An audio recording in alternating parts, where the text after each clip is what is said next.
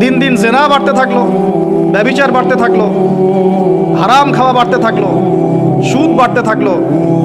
Degree অর্জন করে এসে ঘুষ খাচ্ছেন, পিএইচডি করে এসে দুর্নীতি করছেন, একজন ডক্টর হয়ে কসাই হয়ে গেলেন, ইঞ্জিনিয়ার হয়ে চোর হয়ে গেলেন। আমি অবাক হব না আগামী 10 বছর পরে এই টিকটক প্রজন্ম যদি আরেকটা প্যারালাইজড প্রজন্মের রূপ নেয়, এটা তো অবাক হওয়ার কিচ্ছু নাই। 25 বছর আমি চ্যালেঞ্জ করছি আপনাদেরকে, 25 বছর পড়েছেন, আমাকে ছোট ছোট 25টা সূরা শোনাতে পারবেন না। আর 25টা সূরার অর্থ যদি জিজ্ঞাসা করে প্যান্ট গিলা হয়ে যাবে। এই যে ঠিক বলছে আর দাঁত বের করে হাসছে, ভাবখানা এমন আমি এখানে কোনো কৌতুক করছি। এত কমন সেন্সিন জেনারেশন তৈরি করেছেন, এত কমন সেন্সিন, এত বেয়াদব, এত আদবহীন। আপনি কি সার্টিফিকেট দিয়ে শিক্ষাকে মূল্যায়ন করছেন? যেখানে আল্লাহ এবং তার রাসূলের কথা হয়, সিরিয়াস কথা হয়, সিরিয়াস কথাকেও হাসির কথা মনে করে। জিনার আলোচনা হলে দাঁত কেলিয়ে হাসে। এই জেনারেশনের 15 থেকে 20 বছরের ছেলেমেয়েরা এমন কোনো পাপ নাই এখন করে না, এমন কোনো পাপ নাই। মাদক থেকে শুরু করে মেয়ের স্বাদ ভোগ করা পর্যন্ত এভরি সিঙ্গেল থিং তারা তো করে ফেলেছে। আপনারই ছেলে, আপনারই মেয়ে, আমারই ভাই, আমারই বোন। আর এই জেনারেশনকে নবী সাল্লাল্লাহু আলাইহি ওয়াসাল্লাম, সাহাবায়ে কেরাম, তাবেঈনে ইজম, 4 ইমাম, মুসলিম উম্মার বীরত্বের ইতিহাস, সালাউদ্দিন আইয়ুবী রাহিমাহুল্লাহ, নুরউদ্দিন জঙ্গি, মুহাম্মদ বিন কাসিম, তারেক বিন জিয়াদ, এই নামই তারা জানে না। এই নামই জানে না তারা। তারা জানেই না ভারতবর্ষে ইসলাম কে নিয়ে আসছে, বিন কাসিমের হিস্ট্রি কি, তারেক বিন জিয়াদের হিস্ট্রি কি, নুরউদ্দিন জঙ্গির হিস্ট্রি কি, এই জেরুজালেম বাইতুল মুকাদ্দাসের ইতিহাস কি, কিভাবে এটা ওদের হাতে চলে গেল, এটা কাদের ছিল, সাহাবীদের যুগ কেমন ছিল, নবীর যুগে ইসলাম কেমন ছিল, 4 ইমাম কি মেহনত করে গিয়েছেন, সলফে সালেহিন কোন পথ রেখে গিয়েছেন, কিচ্ছু জানে না। Absolutely nothing. বিগত 30 থেকে 40 বছরে আমরা এই জেনারেশনটা তৈরি করেছি। বাট অফকোর্স তারা ক্রিকেটারদের নাম জানে, ফুটবলারদের নাম জানে, গায়ক গায়িকাদের নাম জানে, নায়ক নায়িকাদের নাম জানে। আফসোস, এই জেনারেশনটার জন্য আফসোস। অথচ আমাদেরই ভাই, আমাদেরই বোন। আপনি পৃথিবী থেকে চলে গেলে রব্বির হামহুমা কামা রাব্বায়ানি সগীরাও বিশুদ্ধ করে পড়তে পারবে কিনা সন্দেহ আছে। দোয়া করে রব্বির হামহুমা কামা রাব্বায়ানি সাগীরা, এই একটা বাক্যের মধ্যেই 5টা 6টা বলে রাব্বির হামহুমা কামা রাব্বায়ানি সাগীরা, এভাবে বলে আপনার ছেলে। ব্যর্থ পিতা আপনি, একজন ব্যর্থ পিতা, একজন ব্যর্থ মা। যে মা, যে পিতা সন্তানকে কোরআন শেখাতে পারলো না, এর চেয়ে হতভাগায় পৃথিবীতে কেউ নাই। কোরআন আল্লাহ পাক আপনাকে দিয়েছেন শোকেজের মধ্যে তুলে রাখতে। বাবা মারা গেলে 3 দিনের দিন বের করবেন, 40 দিনের দিন বের করবেন, আর বছরকির দিন বের করবেন। ওই দিন হুজুরকে খুঁজবেন, হুজুর আসেন জানাজা পড়ায় দিয়ে যান। অন্য সময় দাড়ি টুপি পাগড়ি জুব্বা দেখলে ভয় আতঙ্কে বাড়ি ভাড়া পর্যন্ত দেন না। হুজুরকে দরকার হয় কখন? নিজের জানাজার সময়। বাড়ির কেউ মরলে, দোকান উদ্বোধন করবে, তখন জিলাপি আর খোরমার দরকার হয়। আর আমরাও এমন গায়রতহীন হয়ে গেছি, 500-1000 টাকার জন্য আবার জানাজা পড়াতেও যাই। একটা প্যারালাইজড নোংরা প্রজন্ম করে তুলছি আমরা। শিক্ষার কিছুই নাই এখন, কিচ্ছু নাই। আপনি কি মনে করছেন আমি আমার আবেগ থেকে কথা বলছি না? প্রত্যেকটা কথার রেফারেন্স এবং দলিল আমি আপনাকে ডিবেট করে প্রমাণ করতে পারবো।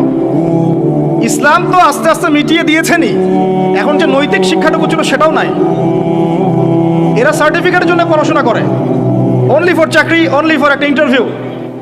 এই শিক্ষায় শিক্ষিত হয়ে এই জাতি কোনোদিনও সফল হতে পারবে না ইনশাআল্লাহ তাআলা, কোনোদিনও না। ইসলাম বিবর্জিত কোনো শিক্ষা ব্যবস্থা দিয়ে আল্লাহর জমিনে মুসলমানরা অধঃপতন ছাড়া আর কিচ্ছু পাবে না।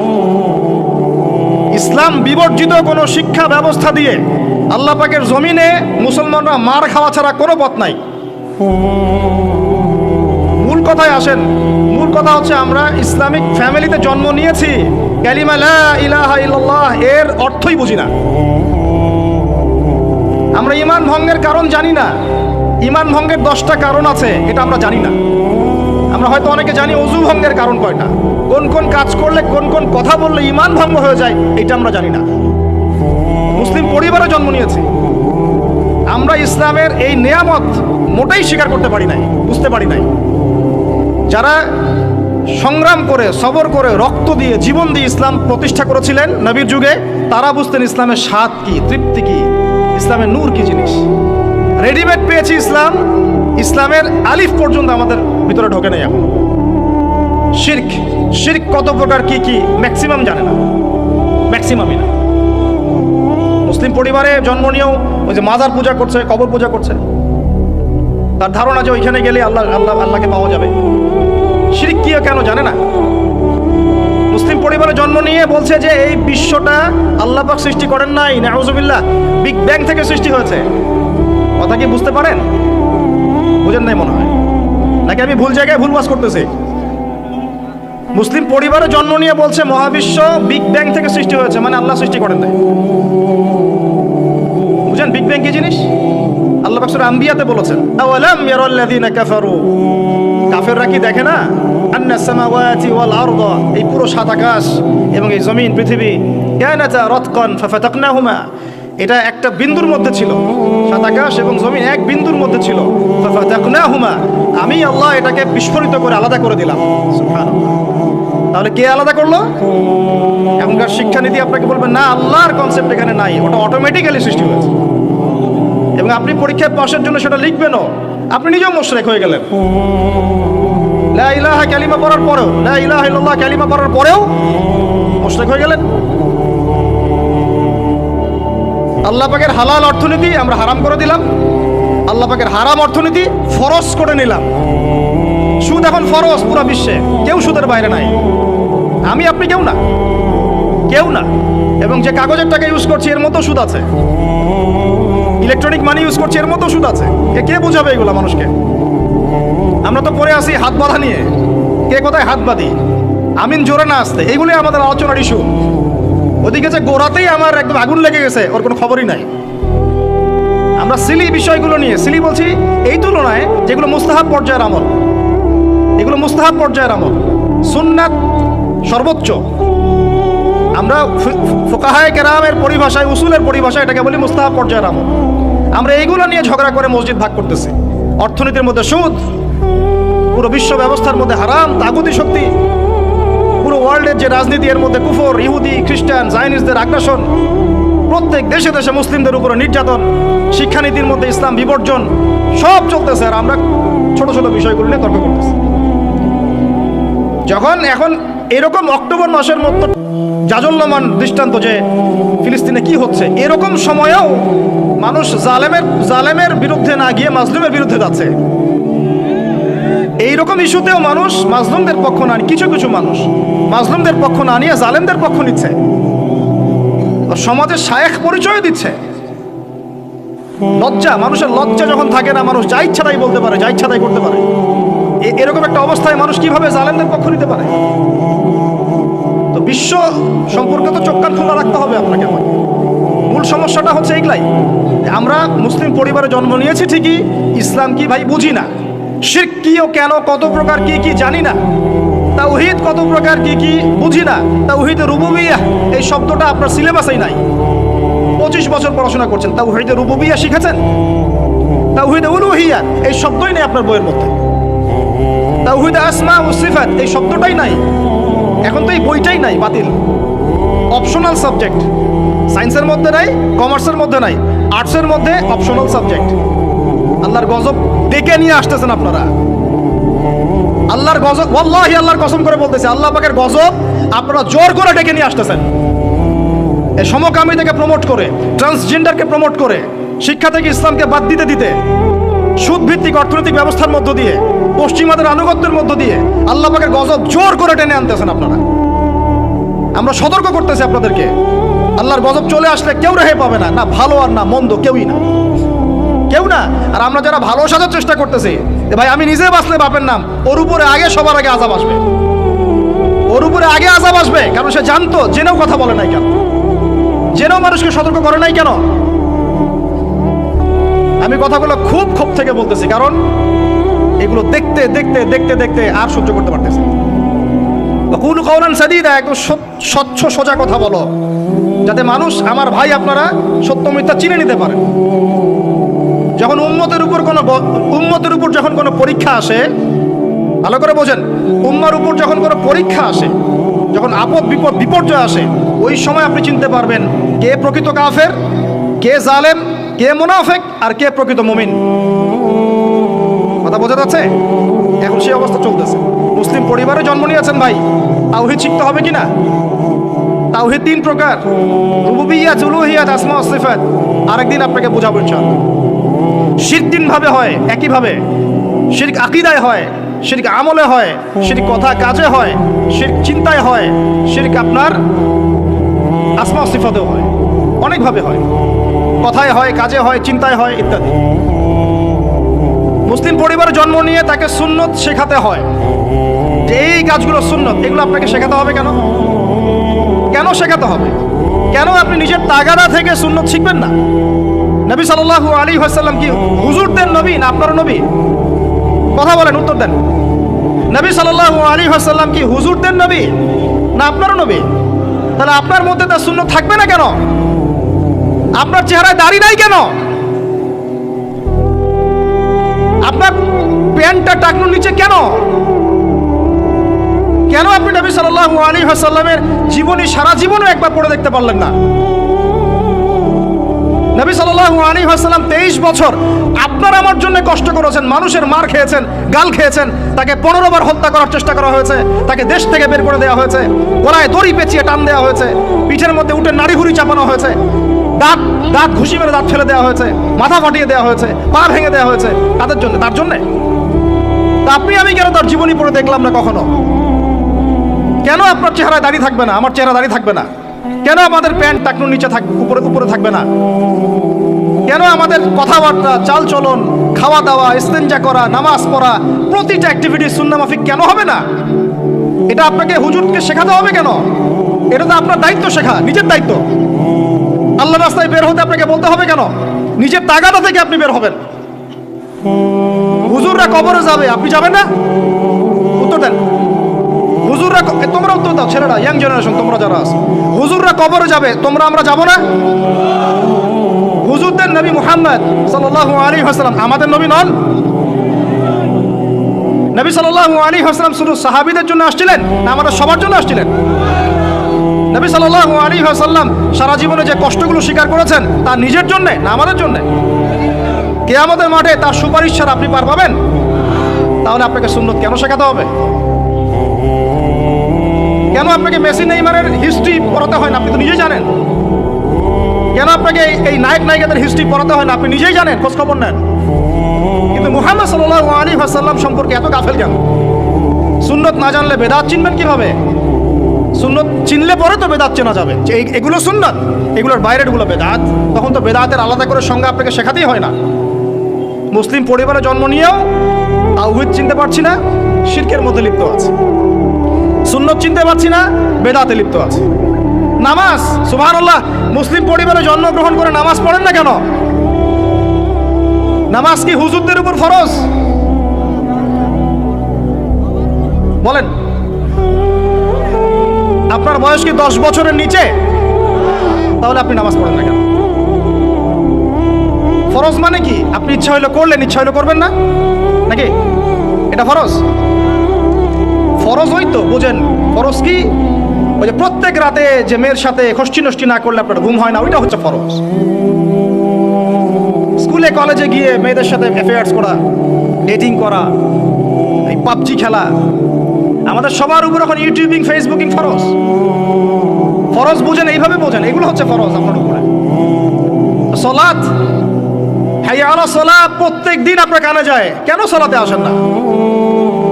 হাইয়া আলাল ফালাহ, আপনার আমার কানে যায়, কেন সালাতে আসেন না? কখন সালাতে আসবেন? ছোট ভাইরা কখন সালাতে আসবেন? যখন আপনার বয়স হবে 50, ওই সময় এসে প্রথম কাতারে চেয়ার নিয়ে দৌড়াদৌড়ি করবেন। আমরা যখন মসজিদে যাই, প্রথম কাতারগুলোতে, প্রথম 2টা কাতার থাকে বয়স্করা, বৃদ্ধরা, যুবকরা নাই।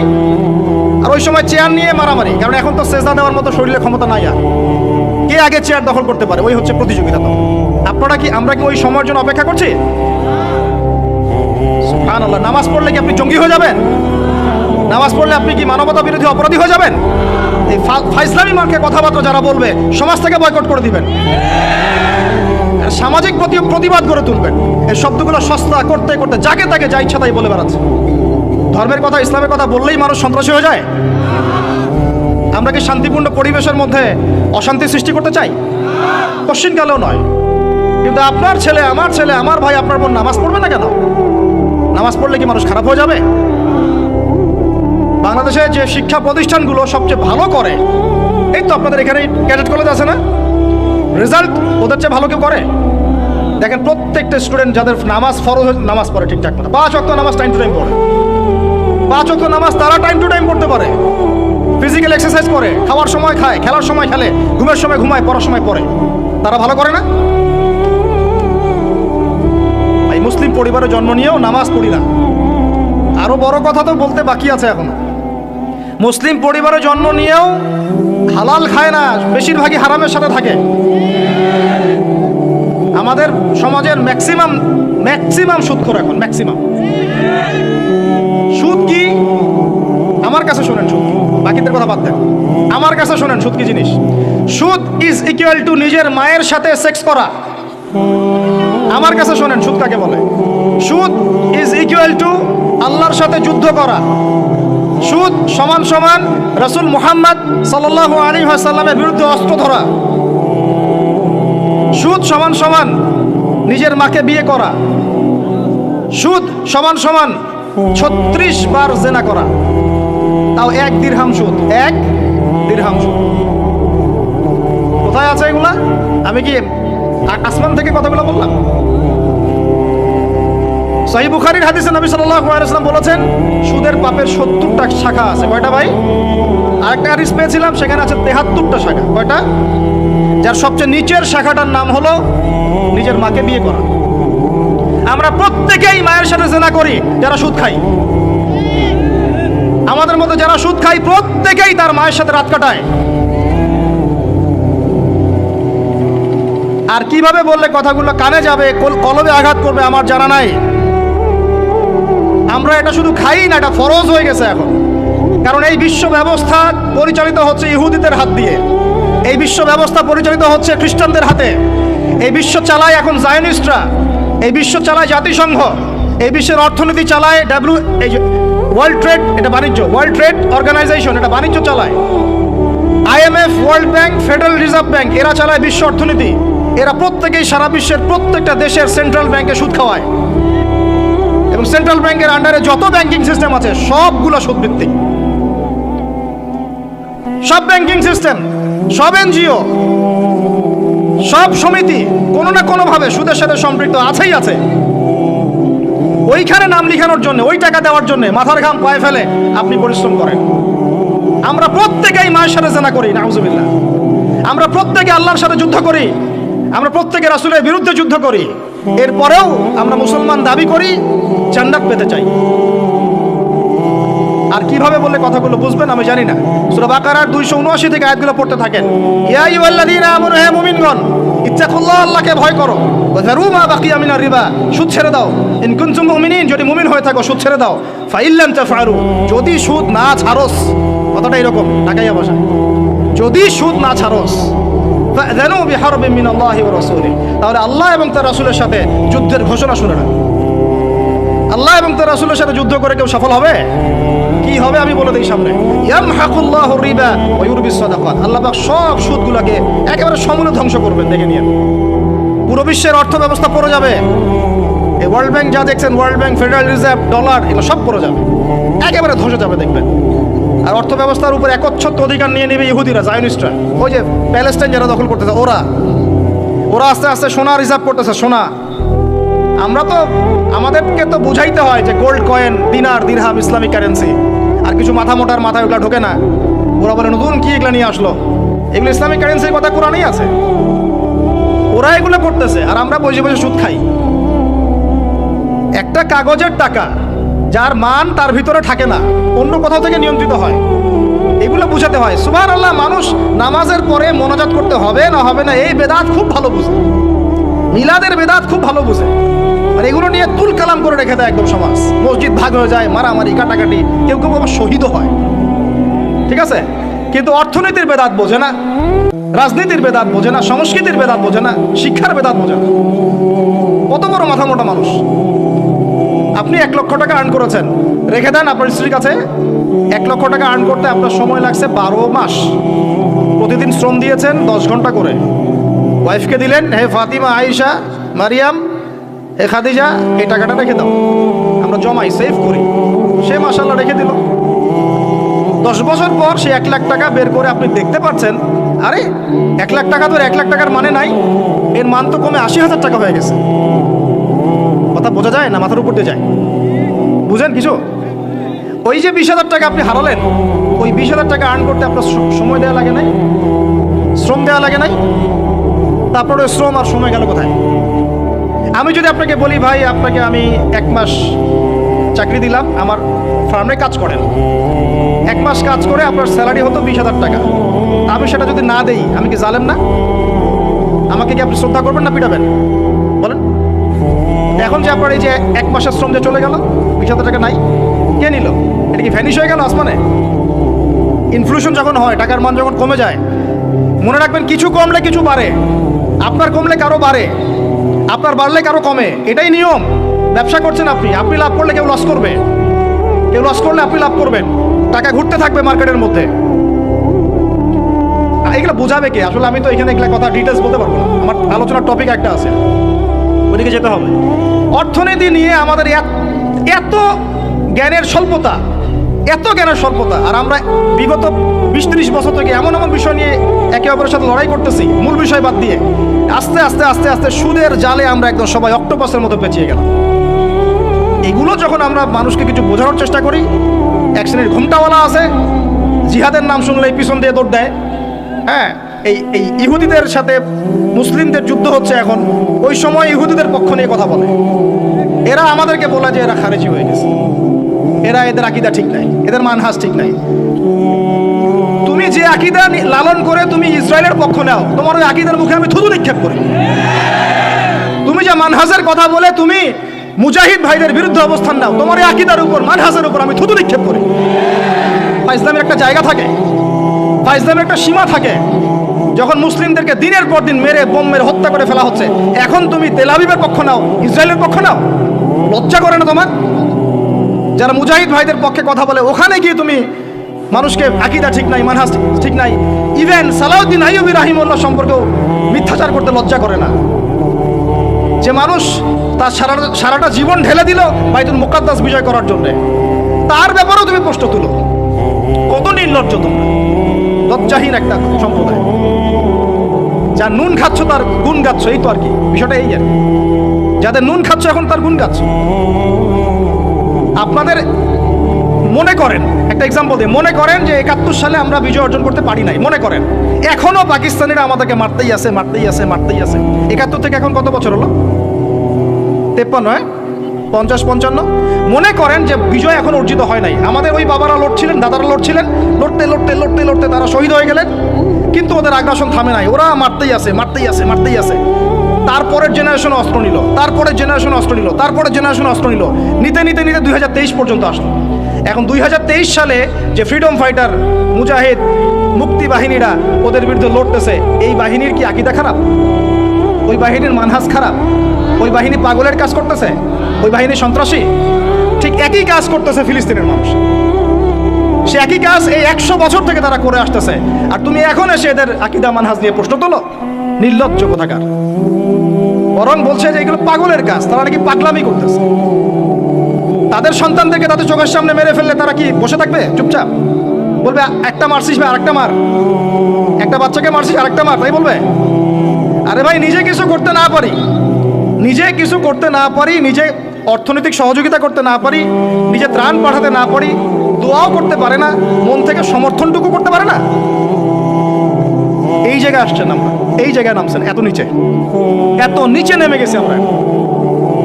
কথাগুলো আমি পুরা মানে এই যে অবজার্ভ করতে করতে করতে করতে আর পারতেছি না। মন খারাপ করতেছেন?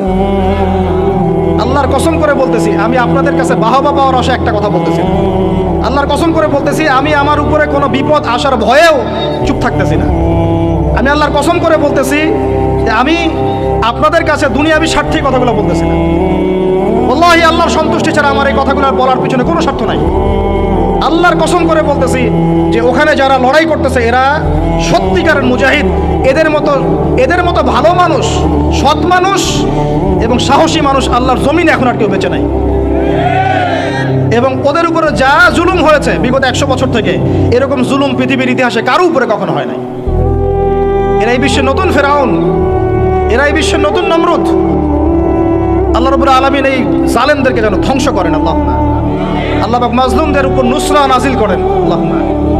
বিষয়টা হচ্ছে এই, আমরা মুসলিম পরিবারে জন্ম নিয়েছি, বাট এগুলো বুঝি না। অর্থনীতি হালাল হারাম বুঝি না। আল্লাহ বলছেন সুদ খায়ও না, এটা মায়ের সাথে জেনা করা, আল্লাহর সাথে যুদ্ধ করা, রাসূলের সাথে যুদ্ধ করা, তাও খাচ্ছি দিব্যি। আমাকে বলেন, মনে করেন এখানে একটা বিল্ডিং আছে, এটা একটা পতিতালয়। নাউজুবিল্লাহ। এটা বুঝি কি পতিতালয় কি জিনিস? বুঝেন তো? এখন তো সুবহানাল্লাহ এমন যুগ, এক সময় ছেলেরা মেয়েদেরকে হায়ার করে নিয়ে যাইতো রাত কাটানোর জন্য। এই 10-15 বছর আগের কথা বলছি। ছেলেরা মেয়েদেরকে এক রাতের জন্য হায়ার করতো। এটা জানেন না আপনারা? এখন কোন যুগ জানেন? আমরা ঢাকা শহরেও থাকি। এখন এমন যুগ চলতেছে, একটা ছেলে রাত কাটার জন্য আরেকটা ছেলেকে হায়ার করে। আমি বলেছি না শুরুতে, আল্লাহর গজব জোর করে টেনে নিয়ে আসতেছে। মাঝে মাঝে একটু নড়তেছে না ভূমিকম্প, এগুলো কিচ্ছু না, একটা বড় কিছু হবে। আল্লাহ মাফ করুক আমাদেরকে। আমার মন বলে একটা বড় কিছু হবে। যা শুরু করছি আমরা আল্লাহর সাথে আমরা যা দ্রোহিতা শুরু করেছি, ব্যক্তি জীবন থেকে শুরু করে রাজনীতি পর্যন্ত, আল্লাহর গজব জোর করে টেনে নিয়ে আসতেছে। আমার এখানে শিক্ষা প্রতিষ্ঠান গড়ে তোলা কোনো উদ্দেশ্য না। আমার উদ্দেশ্য হচ্ছে আপনাদের মধ্যে আকীদা আমলের পরিবর্তন আসুক, বুঝ আসুক, ওয়ার্ল্ড অ্যাফেয়ার্স সম্পর্কে বুঝেন, ব্যক্তি জীবন বোঝেন, সুন্নত বোঝেন, তাওহীদ বোঝেন, শিরক বোঝেন, হালাল হারাম বোঝেন, ওয়ার্ল্ড অ্যাফেয়ার্স বোঝেন, অর্থনীতি বোঝেন, সামনে কি হতে পারে এই বিষয়ে সচেতন থাকেন, সেইভাবে জীবনটাকে ঢেলে সাজান। এটা উদ্দেশ্য। আলিফ বা তা পড়ানোর উদ্দেশ্য না আপনাদেরকে। এটা বাসায় পড়তে পারবেন যে কোনো হুজুরের কাছে। শিক্ষা নিয়ে আমি কিছু কথা বলে শেষ করে দেব, তার আগে আমি বোঝানোর চেষ্টা করতেছি। আল্লাহর কসম, আমরা লা ইলাহা ইল্লাল্লাহ কালিমার মর্মই বুঝি নাই। কোন কালিমা পড়ে মুসলিম হয়েছে আমরা? এখন এই যুগ চলছে। মনে করেন এরকম অনেকগুলো পতিতামে একটা জায়গায় থাকে, মানুষ ওখানে গিয়ে রাত কাটায়, এটা বলে পতিতালয়। এখানে কেউ ম্যানেজার, এখানে কেউ আগিয়ে দেয় দালাল, এখানে কেউ দরজায় দাঁড়িয়ে থাকে সিকিউরিটি গার্ড, এখানে কেউ মনে করেন রেজিস্টার নেয় লিখে। বুঝতে পারছেন? এরকম একটা সিস্টেম চলছে। মনে করেন এখানে, আল্লাহ না করুক, এখানে একটা কিছু আছে। তো এখন এই প্রতিষ্ঠানে যে ব্যক্তি লিখে, এই পতিতালয়ে যে ব্যক্তি পতিতাদের লিস্ট করে, কি করে? ওই ব্যক্তি দাওয়াত করলে আপনি দাওয়াত খাবেন কিনা? বলেন, আমাকে বলেন। ওই ব্যক্তি আপনাকে খাবার দাওয়াত করেছে, আপনি খাবেন কিনা? ওখানকার ম্যানেজার, যে ওটা ম্যানেজার, পতিতালয় ম্যানেজার, যে সে ম্যানেজ করে কার পরে কে যাবে, কাস্টমার আসলে ডিল করে, আপনি ওই ম্যানেজারের বাসায় খাবেন কিনা? বলেন। আর কেউ আছে ওখানে পতিতা, সে আপনাকে ইনভাইট করেছে, খাবেন কিনা? আর একজন ব্যক্তিকে আপনি স্পষ্ট দেখলেন, সে সেখানে ঢুকলো, কাজ করলো, বের হইল, ওর বাসায় খাবেন কিনা? এখন হাদিস শোনেন, এবার হাদিস শোনেন। নবী সাল্লাল্লাহু আলাইহি ওয়াসাল্লাম বলেছেন, বলেন সাল্লাল্লাহু আলাইহি ওয়াসাল্লাম, চার শ্রেণীর মানুষকে আমি সমানভাবে অভিশাপ করে গেলাম। আমার সাথে বলেন তো, কি বললাম? আরো জোরে বলেন। 4 শ্রেণীর মানুষকে আমি সমানভাবে অভিশাপ করে গেলাম। 1, যে ব্যক্তি সুদ খায়। 2, যে ব্যক্তি সুদ দেয়। 3, যে ব্যক্তি সাক্ষী থাকে। 4, যে ব্যক্তি লিখে রাখে। আর নবীজি বলেছেন, 1 দিরহাম সুদ যে খায় সে যেন 36 বার জেনা করলো। এখন বলেন, আপনি সারা জীবন পড়াশোনা করে যে জবটার পিছনে ছুটছেন, আপনার জবটা এর মধ্যে পড়ে কিনা? আমি কি বুঝাইতে পারলাম? এরপরেও যদি না বোঝেন, আর কিচ্ছু বলার নেই। ছোট্ট একটা হালাল ব্যবসা করেন, ছোট্ট একটা হালাল কৃষিকাজ করেন, মাথার ঘাম পায়ে ফেলে খান, একটা বই লিখেন, বই লিখে হাদিয়া নেওয়া জায়েজ আছে, সমস্যা নাই। অথবা আপনি মাদ্রাসায় পড়ান, মাদ্রাসায় পড়িয়ে আপনি মাসিক অনারিয়াম নিতে পারবেন, সমস্যা নাই। বা সরকারি কোনো জব করেন, সৎ থাকেন, দুর্নীতি করেন না, ঘুষ খায়েন না, যতটুকু সরকার দিচ্ছে নিয়ে নেন, ব্যাস ঠিক আছে, কোনো সমস্যা নাই। মালের জাকাত আদায় করেন, যার যার হক তাকে তাকে দেন, ইনশাল্লাহ কোনো প্রবলেম নাই। আল্লাহর দোহাই লাগে ভাই সুদের কাছে যায় না, আল্লাহর দোহাই লাগে ভাই কিসের কাছে যায় না? আমার সাথে বলেন, আমরা সুদ থেকে তওবা করতেছি। হে আল্লাহ, আমরা সুদ থেকে তওবা করছি। হে আল্লাহ, আমরা শিরক থেকে তওবা করছি। হে আল্লাহ, আমরা বেদাত থেকে তওবা করছি। আমরা হারাম খাওয়া থেকে তওবা করছি, জিনা থেকে তওবা করছি, আমরা ব্যভিচার থেকে তওবা করছি, বেনামাজি থেকে তওবা করছি, যাকাত না দেওয়া থেকে তওবা করছি, সমস্ত কবিরা গুনাহ থেকে তওবা করছি। অটল থাকতে পারবেন তো ইনশাআল্লাহ? যদি ওয়াজ এক কান দিয়ে ঢুকার এক কানে বের করে দেন, আমার এখানে আসাও মূল্যহীন, আপনার এখানে আসাও মূল্যহীন। এই আয়োজনের কোনো মূল্য থাকবে না। বরং কালকে আমাদের মাঠে এই মাটিটা যেখানে বসে আছি আমরা, এই আমার চেয়ারের নিচের মাটি, আপনার বসার স্থানের নিচের মাটি, আল্লাহর কাছে অভিযোগ পেশ করুন। এইখানে এই আলোচনা হয়েছিল, তারপরেও তারা সংশোধিত হয় নাই। আর আমার জন্য আরো বড় বিপদ। দোয়া করবেন যেন আমি এই বিপদ থেকে নিজেকে রক্ষা করতে পারি। যা বলেছি তার উপরে নিজেকে আমল করতে হবে। আল্লাহ পাক আমাকে তৌফিক দান করুন, আপনাদের সবাইকে তৌফিক দান করুন। মুসলিম পরিবারে জন্ম নিয়ে ভাই ইসলামের মর্মটা বোঝার চেষ্টা করি। আল্লাহ পাক তৌফিক দান করুন। কালিমা শিখবেন, তাওহীদ শিখবেন, সুন্নত শিখবেন, হালাল খাবেন। আল্লাহ পাক তৌফিক দান করুন। যুবক ভাইরা চরিত্র হেফাজত করার চেষ্টা করি। যুবক ভাইরা চরিত্র হেফাজত করার চেষ্টা করি। হালাল রিজিকের পিছনে ছুটি। হালাল রিজিক হয়ে গেলেই বুক ফুলিয়ে বিয়ে করে ফেলবেন। এবার হাসতে পারেন, অনেক ধমক দিছে। হালাল রিজিক হয়ে গেলেই একটা বয়স সীমা দেয়া আছে। আচ্ছা ঠিক আছে, মানলাম, রাষ্ট্রে থাকেন, কিছু বিষয় মানতে হবে, না হলে আপনার গন্তব্য হবে ওই 14 শিখের পিছনে। অতএব 14 শিখের পিছনে যাওয়ার চাইতে আচ্ছা মেনে নিলাম 18-21 না 18-23, আমি জানি না কত, 18-21, আচ্ছা ঠিক আছে, সমস্যা নাই, নেন, মানেন, তাও মানেন।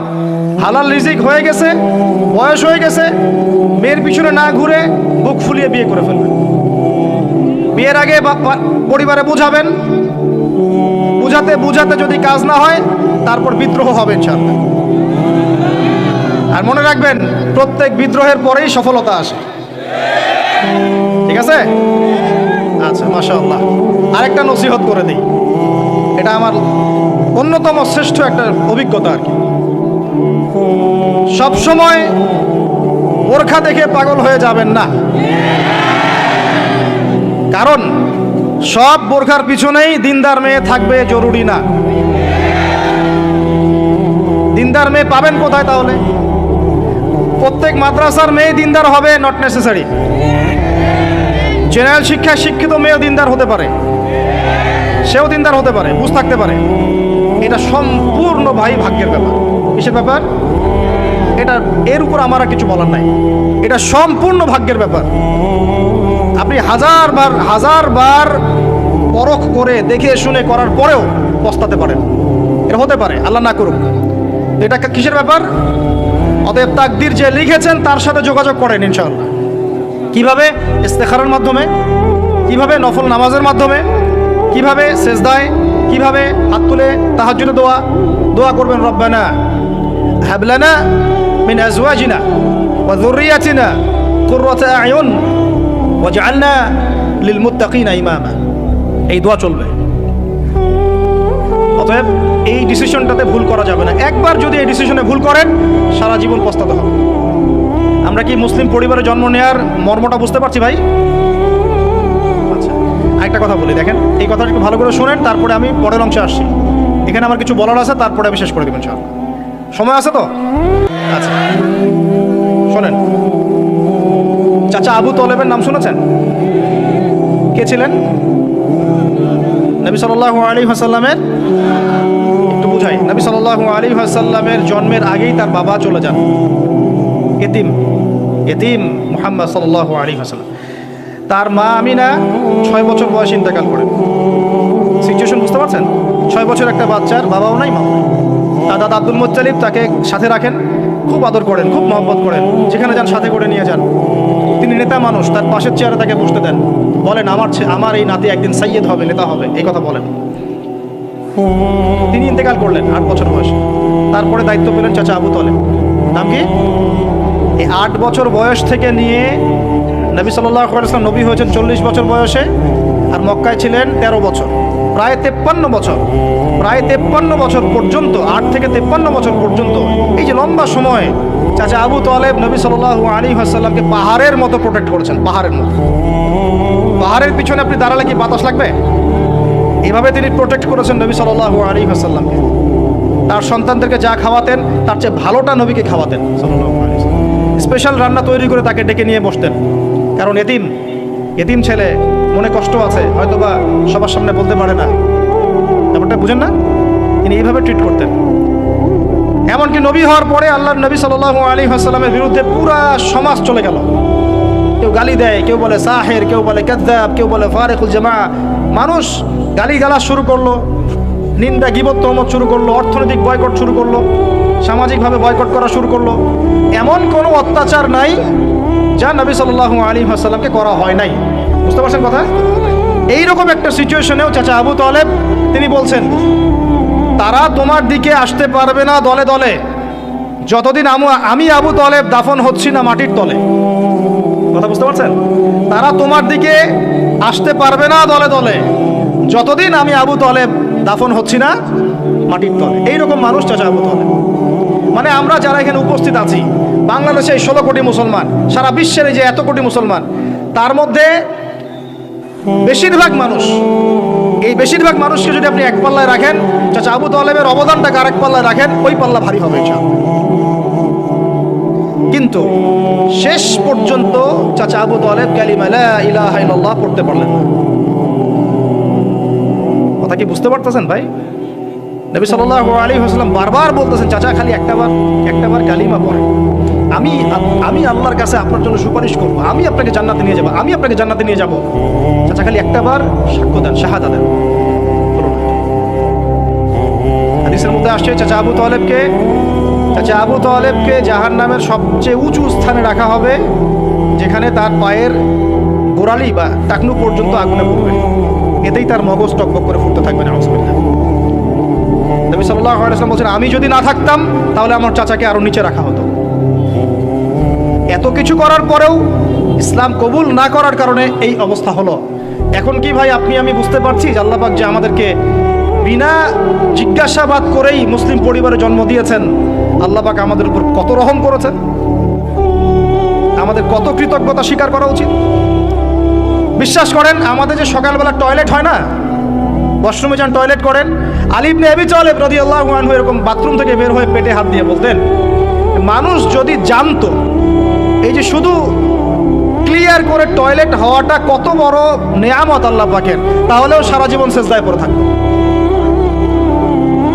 আমরা এগুলা বুঝি না, শ্বাস নেওয়ার নেয়ামত বুঝি না, পানি পান করছি, পানি আল্লাহ পাক দিয়েছেন, এটা নেয়ামত বুঝি না, গরম পানিতে ওযু করে আসলে নেয়ামত বুঝি না, সুস্থ আছি নেয়ামত বুঝি না, প্রত্যেকটা অর্গান ভালো আছে শরীরের নেয়ামত বুঝি না, রক্ত চলতেছে নেয়ামত বুঝি না। আমরা আল্লাহ পাকের নেয়ামতই বুঝি না, শুকরিয়া আদায় করি না। আর ওই যে কালিমা লা ইলাহা ইল্লাল্লাহ আল্লাহ পাক পড়ার তৌফিক দিয়ে মুসলিম বানিয়েছেন, এটা তো মোটেই বুঝি না। কত বড় নেয়ামত আল্লাহ দিয়েছেন আর কত ইহসান আল্লাহ করেছেন। এইটা জাস্ট আজকের লেকচার শুনে বুঝে বাসায় চলে যান, তাহলে ইনশাআল্লাহ আপনার একটা কৃতজ্ঞতাপূর্ণ হৃদয় সৃষ্টি হবে, এবং এই হৃদয়টা সৃষ্টি হলে পরেই আপনি আল্লাহর দিকে ফিরে আসবেন ইনশাআল্লাহ। যুবক ভাই, আপনি আমি যে এত পাপ করলাম সারা জীবনেও, তারপরেও যে আল্লাহ পাক আপনার উপর আমার উপর শাস্তি নাজিল করেন নাই, এই ঋণটা কি আপনি আমি শোধ করতে পারবো কিনা? বলেন, আমার সাথে কথা বলেন, পারবো আমরা? এই যে সারা জীবন সুদ খেয়ে যাচ্ছেন, আল্লাহ যে গজব এখনো দেন নাই, আপনি আমি কি এই ঋণটা শোধ করতে পারবো? এই যে মেয়েগুলো তোমরা যে পর্দা করতেছো না, বেহায়ের মতো বেপর্দায় ঘুরে বেড়াচ্ছ, এখন আল্লাহ পাক এখনো শাস্তি দেন নাই, শুকরিয়া আদায় করতে পারবে? এতদিন চলে গেল, শত শত রাকাত নামাজ বাকি আছে, রোজা বাকি আছে, হজ ফরজ হয়েছে, হজ করেন না, যাকাত সেই কবে ফরজ হয়েছে, যাকাত দেন না, আল্লাহর জন্য একটু দান সাদাকা করব, একটু মসজিদ মাদ্রাসায় কন্ট্রিবিউট করব, ইত্যাদি ইত্যাদি সমাজ কল্যাণমূলক কাজ করব, করছি না। আল্লাহ যে এখন পর্যন্ত এইভাবে সুস্থ রেখেছেন, নেয়ামতের শুকরিয়া আদায় করতে পারবো আমরা? আল্লাহ পাক আমাদের সবাইকে আল্লাহ পাকের কৃতজ্ঞ হওয়ার তৌফিক দান করুন। আল্লাহ পাক বলেছেন লা ইন শাকারতুম লা ইয়াজিদান্নাকুম, কৃতজ্ঞ হও নিয়ামত বাড়িয়ে দিব ইনশাআল্লাহ। কৃতজ্ঞতা একটা দোয়া আমার সাথে পড়েন, আলহামদুলিল্লাহ হামদান কাসীরান তাইয়িবান মুবারাকান ফি, আলহামদুলিল্লাহ কামা ইয়ানবাগি লিজালালি ওয়াজহিক ওয়া আযীমি সুলতানিক, আল্লাহুম্মা সাল্লি আলা মুহাম্মাদ ওয়া সাল্লাম। প্রিয় ভাইরা, অনেক রাত গভীর করব না, মূল কথাগুলো এটুক। আল্লাহ রাব্বুল আলামিন আমাদের সবাইকে যেন মুসলিম পরিবারে জন্মগ্রহণ করতে পারার এই নেয়ামতের শুকরিয়া আদায় করার তৌফিক দান করেন। শুকরিয়া আদায় করব কিভাবে ভাই? 5 ওয়াক্ত নামাজ দিয়ে শুরু করতে হবে। নামাজ নাই ইসলাম নাই, নামাজ নাই ইসলাম নাই। নামাজ না পড়ে 14 বার জানাজার নামাজ পড়ালেও সে ব্যক্তি জান্নাতে যেতে পারবে না। বেনামাজি ব্যক্তি, হাদিসের পরিভাষা তাকে কাফের বলা হচ্ছে। কি বলা হচ্ছে? তাহলে এখন কি করব? তওবা করে ফিরে এসে কাজা আদায় করার চেষ্টা করবো ইনশাআল্লাহ। এখন থেকে যেন কোনো নামাজ কাজা না হয় এবং ছুটে না যায়, আল্লাহ পাক যেন সেভাবে নামাজ পড়ার তৌফিক দান করেন। এবং নামাজ 4G 3G 5G হবে না, নামাজ ধীর স্থিরভাবে হবে। প্রত্যেকটা বিষয় উপলব্ধি করে সালাত আদায় করবো ইনশাআল্লাহ। আর নামাজের মধ্যে আমরা যা পড়ি এর অর্থগুলো বোঝার চেষ্টা করবো ইনশাআল্লাহ। ঠিক আছে ভাই? নামাজ দিয়ে শুরু হবে, দেন তলাবুল ইলম, ইলম অর্জন করবেন। ইলম নিয়ে কথা বলে শেষ করে দিব। ইলম অর্জন করবেন কি না? ইলম অর্জন করা মুস্তাহাব না সুন্নাহ? নবী সাল্লাল্লাহু আলাইহি ওয়াসাল্লাম বলেছেন তলাবুল ইলমি ফরিদাতুন আলা কুল্লি মুসলিম, প্রত্যেক মুসলমানের উপরে দ্বীনের জ্ঞান অর্জন করাটা ভাই কি ফরজ। তাহলে আমরা জ্ঞান অর্জন করবো তো ইনশাআল্লাহ। ডক্টর হতে বাধা নাই, ইঞ্জিনিয়ার হতে বাধা নাই, রাজনৈতিক নেতা হতেও কোনো বাধা নাই, অর্থনীতিবিদ হতে কোনো বাধা নাই, কিন্তু কোরআন সুন্নাহর শিক্ষা বিবর্জিত করে নয়। কোরআন সুন্নাহর শিক্ষাকে বুকে ধারণ করেই একদম ছোটবেলা থেকেই কোরআন শিখতে হবে। আল্লাহ পাক তৌফিক দান করুন। আর কোরআন শিখতে হবে মানে শুধু এটা নয় যে বিশুদ্ধ করে খালি তিলাওয়াত শিখবো, এতটুকু যথেষ্ট নয়। এতটুকু যথেষ্ট নয় আপনার জন্যে। এর অর্থটাকে বোঝার চেষ্টা করতে হবে। আল্লাহ পাক তৌফিক দান করুন, আমিন। আরবি ভাষাটা শেখার চেষ্টা করেন, আরবি ব্যাকরণটাকে শেখার চেষ্টা করেন, ওলামায়ে কেরামদের সাথে সম্পর্ক রাখেন, মাদ্রাসায় একটু সময় দেন, প্রয়োজন একটু ব্যাচ আকারে পড়েন, অনলাইন অফলাইনে অনেক কোর্স হয়, এগুলো করেন। অ্যাটলিস্ট কোরআন বোঝার জন্য যতটুকু আরবি দরকার, যতটুকু ভাষা জ্ঞান দরকার, ব্যাকরণ দরকার, এইটুকু অর্জন করেন। আমি আপনাকে মুফতি মুহাদ্দিস হতে বলছি না। পারবেন কিনা ভাই? পারা যাবে তো ইনশাআল্লাহ। আল্লাহ পাক তৌফিক ইনায়াত করুন, বলি আমিন। কোরআনের ভাষার ভিতরে ঢুকতে না পারলে ভাই আপনি কোরআনের স্বাদ অনুভব করতে পারবেন না, স্বাদ অনুভব করতে পারবেন না। আল্লাহ বলছেন লাউ আনজালনা হাযাল কুরআন আলা জাবাল লা রাআইতাহু খাশিআম মুতাসাদ্দিআম মিন খাশিয়াতিল্লাহ। কোরআনকে তোমার সিনায় নাজিল না করে পাহাড়ে নাজিল করলে পাহাড় আল্লাহর ভয়ে নতজানু হয়ে যেত, থরথর করে কাঁপতো। তো সেই কোরআন আমরা তেলাওয়াত করে কখনো চোখ দিয়ে পানি বের হয় না? হয় না? বের হয় না? হয় না? কখনো হয় না। কারণ কোরআন পড়েও আমরা উপলব্ধি করতে পারি না, অর্থ জানি না। কোরআন পড়েও অর্থ বুঝি না বলেই কখনো চোখ দিয়ে পানি বের হচ্ছে না। দোয়াগুলো পড়ছি অর্থ বুঝি না বলেই দোয়ার মধ্যে স্বাদ আসে না, সেই নূর পাই না, সেই মারেফত অর্জিত হয় না। আর আস্তে আস্তে এই শিক্ষাগুলো থেকে আমাদেরকে সরিয়ে দেওয়া হচ্ছে। ব্যক্তিগত উদ্যোগে হোক, যেভাবে হোক, আপনাকে কোরআন শিখতেই হবে। এই তাগাদা আপনার, এই ফিকির আপনার। ইনশাআল্লাহ ফিকির আপনি করেন, রাস্তা আল্লাহ দেখাবেন ইনশাআল্লাহ। আল্লাহ পাক তৌফিক দান করুন। এর পাশাপাশি আল্লাহ ওয়ালাদের সাথে থাকবো, সুন্নাহ ভিত্তিক জীবনযাপন করবো ইনশাআল্লাহ। রাজি আছি তো ইনশাআল্লাহ? সবার চেহারায় দাড়ি থাকবে তো ইনশাআল্লাহ? প্যান্ট টাকনুর উপরে উঠবে তো ইনশাআল্লাহ? আমরা হারাম সম্পর্কগুলো ত্যাগ করতে পারবো তো ইনশাআল্লাহ? হালাল সম্পর্কে থাকবো তো ইনশাআল্লাহ? হালাল রিজিক খাবো তো ইনশাআল্লাহ? সুদের কাছে যাব, জিনার কাছে যাব, ঘুষের কাছে যাব? আমরা দুর্নীতি করব? আমরা পিতামাতাকে অপমান করব? আমরা কি কোরআন এবং হাদিসের শিক্ষাকে বাদ দিয়ে শিক্ষা অর্জন করব? আল্লাহ পাক যে কথাগুলো আমরা বললাম তার উপরে আমল করা তৌফিক দান করুন। ওয়াল্লাহু শাহীদুন বাইনি ওয়া বাইনাকুম। ঠিক আছে? আল্লাহ আমার এবং আপনাদের মাঝখানে সাক্ষী। ওয়া হুয়া শাহীদুন বাইনানা ওয়া কাফা বিল্লাহি শাহীদা। আল্লাহ পাকই আমাদের সাক্ষী, তিনিই সাক্ষী হিসেবে যথেষ্ট। ঠিক আছে? এবার আসেন শেষ পয়েন্ট। একটু বসেন, বিশৃঙ্খলা করেন না প্লিজ। আর 10 মিনিট সময় নিব ইনশাআল্লাহ। ঠিক আছে ভাই? ঠিক আছে? আচ্ছা, আমাকে বলেন, আল্লাহর নবী সাল্লাল্লাহু আলাইহি ওয়াসাল্লাম যেই যুগে জন্ম নিয়েছেন, যুগটার নাম কি বলেন? এখন শোনেন, ওই যুগে শিরক ছিল, কি ছিল? ওই যুগে সুদ ছিল, কি ছিল? ওই যুগে জেনা ছিল। কি ছিল? ওই যুগে মারামারি, দাঙ্গা হাঙ্গামা ছিল, ঠিক আছে? ওই যুগে মাদক ছিল, আর নারী জাতির অবমাননা ছিল। এখনকার যুগে আছে না নাই?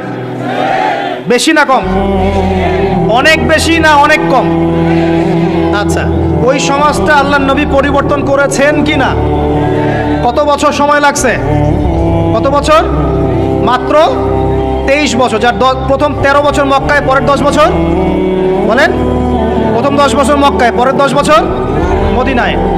নিজের মন গড়া বুদ্ধি দিয়ে করেছেন, আল্লাহর ওহী দিয়ে করেছেন? আবার বলি, নিজের মন গড়া বুদ্ধি দিয়ে করেছেন, নিজের প্রবৃত্তির অনুসরণ দিয়ে করেছেন, মানব রচিত আইন কানুন দিয়ে করেছেন, নাকি আল্লাহ পাকের বিধান দিয়ে করেছেন? আল্লাহ পাকের সেই বিধানের নাম কি? তাওরাত, জাবুর, ইনজিল না কোরআন? তাওরাত, জাবুর, ইনজিল আগে ছিল না ছিল না? ওগুলো এই যুগে চলবে না চলবে না? কেন চলবে না? কারণ কোরআন আসার পরে সব রহিত হয়ে গেছে। কোরআন আসার পর সব রহিত হয়ে গেছে। নবী সাল্লাল্লাহু আলাইহি ওয়াসাল্লামের পরে অন্য কোনো নবীর অনুসরণ করলে চলবে কি চলবে না? চলবে? চলবে না। কেন? কারণ শেষ নবী এসেছেন, আমরা তার উম্মাহ, আমরা তাকে ফলো করব। শেষ নবী এসেছেন, শেষ আসমানি কিতাব নিয়ে আসছেন, এরপরে কোনো আসমানি কিতাব আসবে? আসবে না। আর কোনো নবী আসবে? আচ্ছা, এখন আপনারা এতটুকু সাক্ষ্য দিলেন, আমরা বুঝলাম যে আল্লাহর নবী সাল্লাল্লাহু আলাইহি ওয়াসাল্লাম সমাজ পরিবর্তন করেছেন আল্লাহর ওহী দিয়ে। কি দিয়ে ভাই? সেই ওহী সমান সমান কোরআন এবং হাদিস। কোরআন এবং ওহী সমান সমান বলি কোরআন এবং, আবার বলেন, ওহী সমান সমান কোরআন এবং হাদিস। আছে না নাই? হাদিস লাগবে না লাগবে না? না শুধু কোরআন মানলেই হবে? শুধু হাদিস মানলে হবে? শুধু কোরআন মানলে হবে? না দুটো একসাথে মানতে হবে? আচ্ছা, এবার আসেন, নবী সাল্লাল্লাহু আলাইহি ওয়াসাল্লাম কোরআন এবং হাদিস দিয়ে প্রথমে সাহাবীদেরকে শিখিয়েছেন না শেখান নাই? জ্ঞান শিখিয়েছেন কি না? প্রথম ওহী কি বিষয় এসেছিল? নামাজ, যাকাত, পর্দা, জিহাদ, নাকি জ্ঞান শিক্ষা? প্রথম ওহী কোনটা? ইকরা বিসমি রাব্বিকাল্লাযী। তাহলে প্রথম ওহী কি কেন্দ্রিক? রাজনীতি কেন্দ্রিক, অর্থনীতি কেন্দ্রিক, না শিক্ষা কেন্দ্রিক? তাহলে প্রথম ওহী হচ্ছে শিক্ষা কেন্দ্রিক। ইকরা বিসমি রাব্বিকাল্লাযী খালাক। পড়ুন আপনার রবের নামে যিনি আপনাকে সৃষ্টি করেছেন। মানে পড়ুন আপনার রবের নামে যিনি আপনাকে, তার মানে শিক্ষা কাকে বলে? শিক্ষা তাকে বলে যা আমাকে রব চেনাবে। আবার বলেন, শিক্ষা কাকে বলে? যা আমাকে রব্বিকাল্লাযী খালাক। ইকরা বিসমি রব্বিকাল্লাযী খালাক। পড়ুন আপনার সেই রবের নামে যিনি আপনাকে সৃষ্টি করেছেন। তাহলে শিক্ষা কাকে বলে? যা আমাকে আমার রব চেনাবে। তাহলে যে শিক্ষা আমাকে রব থেকে দূরে সরায় সেটা কি? যে শিক্ষাটা আমাকে আমার রব থেকে দূরে সরায় সেটা কি? সুশিক্ষা না কুশিক্ষা? সুশিক্ষা না কুশিক্ষা? আরো আসতে বলেন, সুশিক্ষা না কুশিক্ষা? যে শিক্ষা আমাদেরকে রব থেকে দূরে সরায় সেটা কি সুশিক্ষা না কুশিক্ষা? আর যে শিক্ষা আমাদেরকে রবের কাছাকাছি নিয়ে যায় সেটার নাম কি? সুশিক্ষা। নবী সাল্লাল্লাহু আলাইহি ওয়াসাল্লাম সমাজ পরিবর্তন করেছেন কোন শিক্ষা দিয়ে? সুশিক্ষা না কুশিক্ষা? আচ্ছা, এবার তিনি সাহাবীদেরকে এটা শিক্ষা দিলেন। একই সাথে তিনি কি শুধু শিক্ষাই দিয়েছেন না আমল করে দেখিয়েছেন? শুধু বলেই গেছেন না আমল করে দেখিয়েছেন? আচ্ছা, তিনি কি শুধু বাহ্যিক শিক্ষাই দিয়েছেন না কলবটাকেও পরিবর্তন করেছেন? আধ্যাত্মিকত্ব তাস্কি অর্জন করা হয়েছিল না হয় নাই? হয়েছে। এই শিক্ষাটার দাওয়াত মানুষকে দিয়েছেন না দেন নাই? এরপরে তার উপর অত্যাচার এসেছে না আসে নাই? তা তিনি সবর করেছেন না করেন নাই? তাকে দেশ থেকে চলে যেতে হয়েছে না হয় নাই? মদিনায় গিয়ে ইসলামিক রাষ্ট্র কায়েম হয়েছে কি হয় নাই? তারপরে ওই ওহির বিধানকে প্রতিষ্ঠা করার জন্য দাওয়াতের সাথে সাথে জিহাদ করতে হয়েছে কি হয় নাই? এভাবে বদর, উহুদ, খন্দকের পথ পাড়ি দিয়ে মক্কা বিজয় হয়েছে কি হয় নাই? তাহলে পুরো সমাজটা পরিবর্তন হলো কিসের বদৌলতে? আল্লাহ পাকের ওহির রেভলিউশন বা বিপ্লবের বদৌলতে। আবার বলি, আল্লাহ পাকের ওহির রেভলিউশন বা বিপ্লবের বদৌলতে। এখন আসেন, এই সিলসিলা কি নবীর ইন্তেকালের পরপর বন্ধ হয়ে গিয়েছিল নাকি পুরো চলতে আছিল? চলতে আছিল। সাহাবায়ে কেরাম কি ওই নীতির উপরে ছিলেন কি ছিলেন না? আবু বকর সিদ্দিক ছিলেন না ছিলেন না? ওমর ইবনুল খাত্তাব, উসমান বিন আফফান, আলী ইবনে আবি তালেব, তারা ওই নীতির উপর ছিলেন কি ছিলেন না? তারপরে চার ইমামের যুগে তারা ছিলেন না ছিলেন না? তারপরে ফুকাহায়ে কেরামের যুগে ছিলেন না? মুহাদ্দিসিনে কেরাম তারা ছিলেন না? এভাবে যুগের পর যুগ ইসলামী শিক্ষাকে বাদ দিয়ে মুসলিমরা সফল হয়েছে, না ইসলামী শিক্ষা বুকে ধারণ করে সফল হয়েছে? আরো আসতে বলেন। ইসলামী শিক্ষাকে বুকে ধারণ করে যুগের পর যুগ আমরা সফল হয়েছিলাম, না এটাকে বর্জন করে সফল হয়েছিলাম? এবার আসেন, এখনকার আধুনিক বিশ্বের যে কোনো সাবজেক্ট আমি চ্যালেঞ্জ করতেছি, chemistry, physics, astrophysics, philosophy, political affairs, অর্থনীতি, ম্যাথামেটিক্স, সায়েন্স অ্যান্ড টেকনোলজি, যে কোনো সাবজেক্টের গোড়ায় আপনি যাবেন, আপনি ওই সোনালী যুগের কোনো না কোনো মনীষীকে খুঁজে পাবেন। আমার কথা বুঝতে পারলেন? এই বিশ্বের যে কোনো সাবজেক্ট কিসের প্রযুক্তির বড়াই করতেছেন? অ্যালগরিদম ছাড়া প্রযুক্তি অচল। আপনি ল্যাপটপ খুলতে পারবেন না, টাইপ করতে পারবেন না। যে বইটা ইসলামের এগেনস্টে লিখেছেন ওই বইটা টাইপ করতে পারবেন না যদি অ্যালগরিদম না থাকে।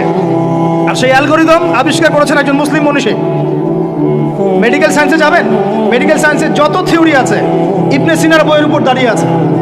কার বইয়ের উপরে?